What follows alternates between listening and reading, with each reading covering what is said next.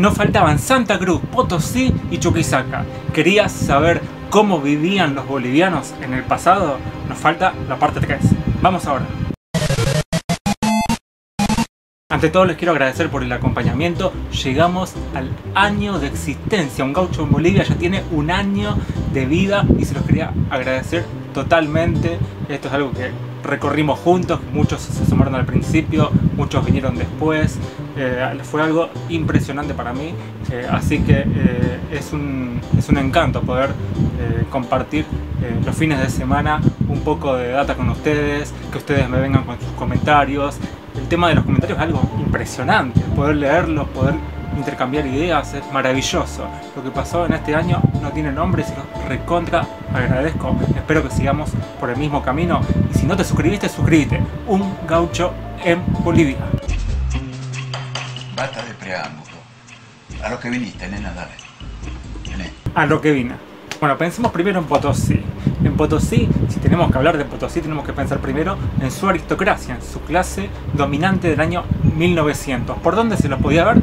Por el Boulevard Potosí. El Boulevard Potosí, en la misma ciudad, estaba lleno de gente de esta clase adinerada. Pero también estaban, por supuesto, las clases bajas que históricamente trabajaron en las minas de Potosí. Muchos llegaban del interior, por supuesto, y laburaban ya desde hace mucho tiempo en la ciudad, pero también eran muchos nuevos, muchos migrantes. Lo que cobraban para vivir era muy poco, tenían que hacer a veces 2 turnos, 3 turnos para poder sobrevivir como familia. Entonces lo que le quedaba era el alivio que le proporcionaba el almacén de barrio, el almacén de la calle, de la avenida. Bueno, ese almacén le daba fiado, ¿sí? Le daba fiado, le anotaba, ¿sí?, lo que iban debiendo, pero cuando estaban muy apretados a fin de mes, estaba siempre el bombero, que era obviamente quien le daba un préstamo y te decía, bueno, pagame mañana. A la ciudad llegaba muy fácil todo el viento del altiplano, mucho más que hoy. Es que claro, el ambiente era mucho más natural, la ciudad era más chica, a pesar de que siempre la ciudad fue bastante grande, porque desde el siglo XVI, que fue muy poblada, pasa que tuvo momentos de alto nivel poblacional, y momentos en que hubo una baja notable, ¿sí?, que tuvo que ver con el alza y con el baja del precio de la plata. Pero a ver, fijémonos, porque Potosí no era solamente minería y ciudad. También había un panorama muy distinto, que era el que pintaba, por ejemplo, Medinaceli en su obra literaria Chascañahui. Bueno, ahí se pueden ver, si se fijan, que el panorama es completamente diferente, en el que habla de duraznos, habla de árboles, habla de algarrobos, de planta, de verde, de una situación completamente distinta a la que uno se puede encontrar con la serranía de la mina de Potosí. Los sembradíos de maíz, la gente bailando cuecas, pintaban claramente otro paisaje. Es que claro, para pensar en un panorama más diverso, nos tenemos que alejar de la capital potosina y llegar a la región de Chichas. Bueno, esta zona siempre tuvo muchos movimientos militares que la trastocaron, que la trastornaron, por supuesto, por el paso de la gente armada, tanto en la época de la colonia como en la época de la república, por supuesto. Pero también tenía sus propias fiestas, que eran muy propias de la región, como por supuesto el clásico carnaval, el festival de Anata, ¿sí?, y la fiesta de los reyes, que ya venía desde la colonia y se festejaba, siempre se rendía culto a la Virgen de los Remedios.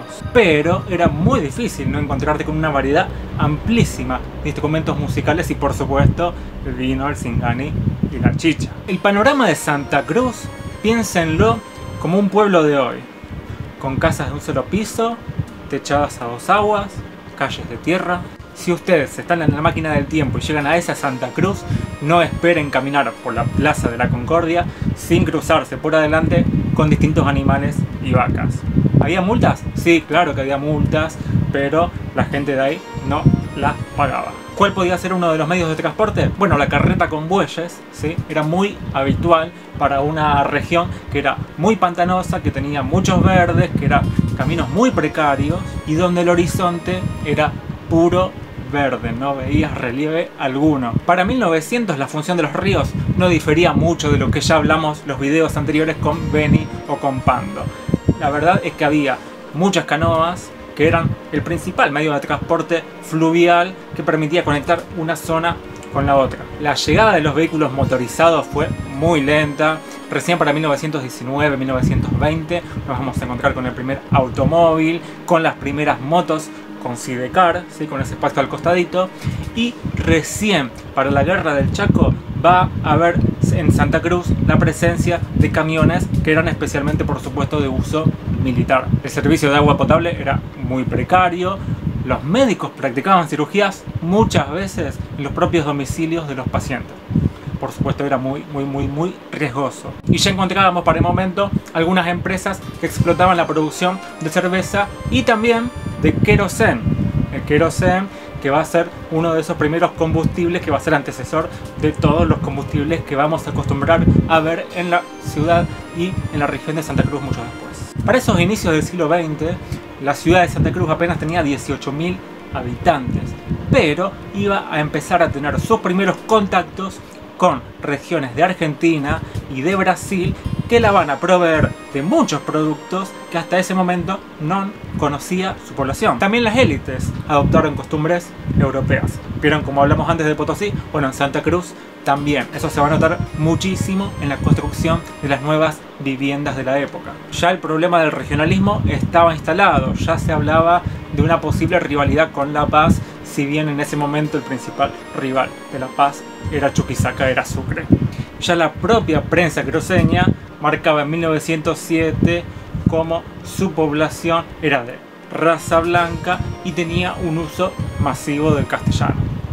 Bueno, en todo caso para la época tendríamos que hablar mucho más de la ciudad, porque las regiones vecinas claramente seguro estuvieron mucho más influenciadas por el uso de los distintos idiomas originarios. Bueno, ahora saltemos un poco a Sucre.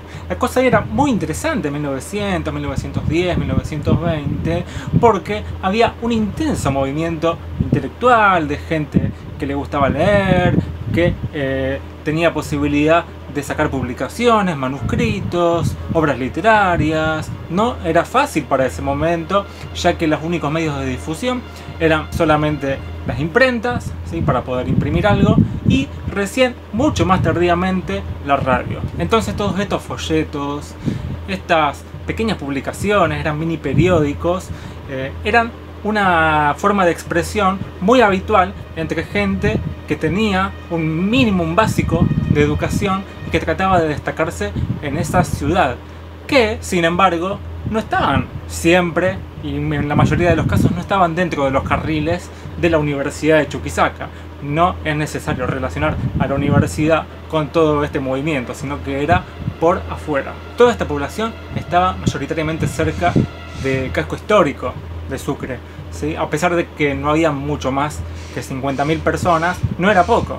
No era poco, pasa que en comparación con otras épocas gloriosas de la ciudad de Sucre, la cuestión se había estancado notoriamente. Si vos sos de Sucre o si vas a Sucre y ves casas antiguas y casas blancas, la mayoría te vas a dar cuenta que son anteriores a 1930, 1940, que es cuando estamos hablando en este momento. Era justamente por lo que te decía recién. La mayoría vivía en el casco histórico o muy cerca de él. Recién cuando llega el ferrocarril a Sucre, que todavía está la estación ahí en Sucre, que va a ser en 1936, es cuando se delinea ya una región alternativa al casco histórico, que va a ser el barrio ferroviario. Ahí es cuando se empieza a armar, cuando se empieza a formar el esqueleto del barrio nuevo. Por supuesto que toda la vida universitaria e intelectual era muy importante en Sucre, pero esa gente tenía que comer. Sí, entonces todas las regiones vacías que habían quedado desocupadas, había muchas casas coloniales que no estaban habitadas. Bueno,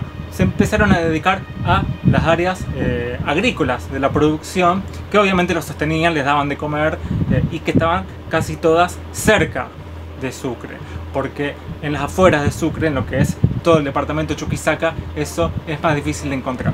¿Te perdiste los últimos 2 capítulos? Bueno, búscalo, parte 1 y parte 2. Cómo vivían los bolivianos hace un montón de tiempo. Así que espero que te haya gustado y que nos veamos la otra semana en Un Gaucho en Bolivia. Un abrazote grande, beso en la frente y seguimos en contacto. Toda esta población, la de Sucre, estaba mayoritariamente cerca del